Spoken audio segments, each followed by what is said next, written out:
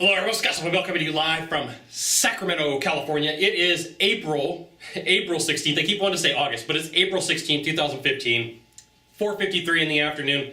We're talking about coaching programs and the good about them or the bad about them. But this video, specifically, we're going to talk about the bad that comes from them. Now, one of the things that I want you to understand is most times that people have a coach or a business coach and they go in through some process, the first thing that they're told by their guru or their master or their ninja, whatever word you want to use, is that, you know what, you should have a coaching program. And so the person who's in the coaching program says, I should have a coaching program. So then they go out and they try to replicate what they're being taught, and it doesn't always work because they're not always having the capabilities to take care of an issue. Typically, there's a reason why that they're in coaching, right? So they're in coaching, and then all of a sudden they're like, oh, now I'm a grand master because I have a coach, and they're telling me what to do, so now I'm going to dispense information. Now, what you need to understand is there's a lag time between learning and doing, and for some people it's instant. Now, you know, there's a lot of different things that happen in the learning process for people. Some people are really fast, some people are really slow, but there's not always like that instant like, aha, I get it. Now for some people there are, but it's not the norm. It's not the norm. So what happens is this person has a coach, they say go be a guru. So this person goes out and they're like, I'm going to be a guru. Like today, I am a guru. Guess what? I know everything there is to know about sales. And it just typically doesn't happen that way. And so what happens is that people tend to bite off more than what they can chew. So I'm going to say like the false guru tends to bite off more than they can chew. So the bad that comes from that is they're going to give bad advice.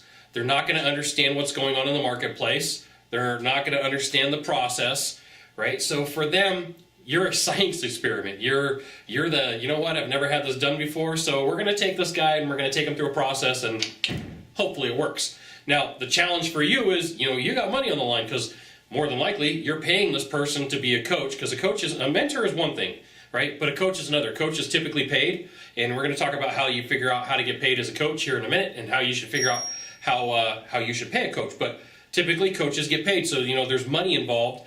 But if you have a business or a service and they're telling you what to do, you're putting more money on the line, because if they give you bad advice or they tell you something to do that's just absolutely silly, it can cost you money. It can create some challenges, okay?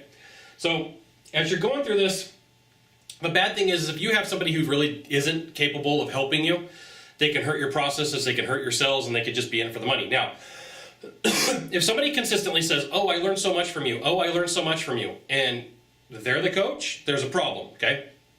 Now, I got to tell you, as I work with people, I do have some aha moments, and I go, oh my goodness, I never really thought of it that way. I mean, that's a good question. That's a good way to look at it, but that's not like every time I talk to somebody, it's instant, and they're like, oh, aha, I get that.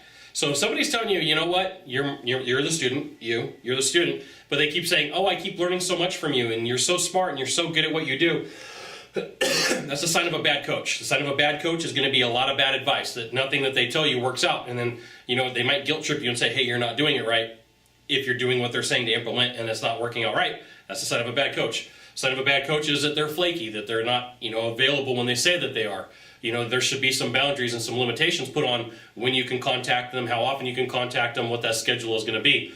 Another thing of a bad coach, or another sign of a bad coach, is they haven't ever done anything themselves, especially in the market or the industry that you're in. That's usually a bad sign. That's usually a sign that there is going to be some trouble, okay?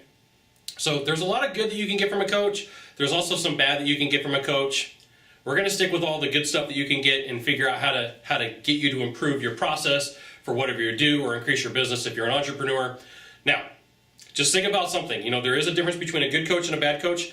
And most of the time, your gut instinct is going to be right. So if you're like, I don't think this person can help me, then it's typically not going to happen. Now, for like somebody who's a really well-known guru, for someone who's been out in the field for a long time, they're going to have a bunch of testimonials. And you know, the FTC has really cracked down on people lately by making sure that like the testimonials seem real. But you know, if somebody has something that's just too over the top and you've never heard of them before and nobody else has ever heard of them before, chances are good that a lot of those testimonials are hyped. And, you know, they're doing a job of a overachieving salesperson, or, like, for lack of better terms, lying and saying that they can do stuff that they can't, and that's going to create an issue or a challenge for you. So just know that there's good coaches, there's bad coaches, right? There's some bad coaches out there. And once again, if your gut's telling you, maybe this isn't too good. If it's too good to be true, it's too good to be true, right? Like your mom or your grandma or your dad said, if it's too good to be true, it's too good to be true, okay? Now, if you could do a small favor for me in the box down below, leave a comment, question, or story, that'd be fantastic. To the right or to the left, there's a subscribe button, like right in here. Subscribe. And then you can send it out to all your friends via StumbleUpon, Facebook, Twitter, Google+, Scott Sylvan Bell.